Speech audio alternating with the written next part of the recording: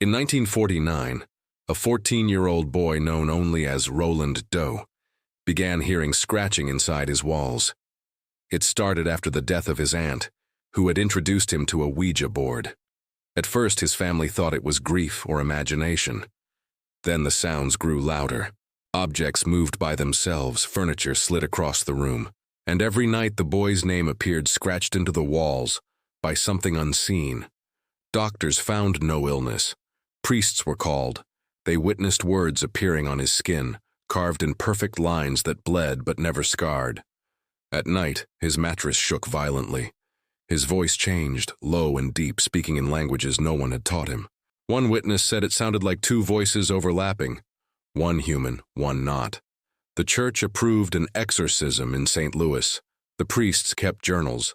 They wrote that the boy laughed when they prayed, that he cursed in Latin, and that when holy water touched him, the temperature in the room dropped by 10 degrees. They described furniture levitating, a cross tearing itself from the wall, and the boy's body bending backwards in ways that defied bone and muscle. Over 30 priests took turns in shifts. For weeks, the rituals continued. The boy screamed, cried, begged, then fell silent. When one priest asked what the spirit wanted, it replied through him, clear and calm. "He is mine."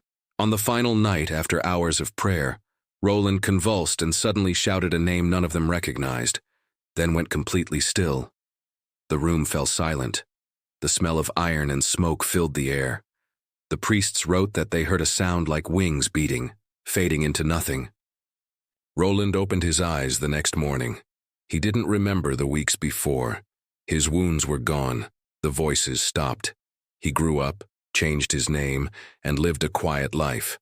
But the priests who performed the ritual said they never forgot the sound of that voice. They called it deliverance, but some say it wasn't victory, it was a trade. Because when you call something from the dark, it never really leaves.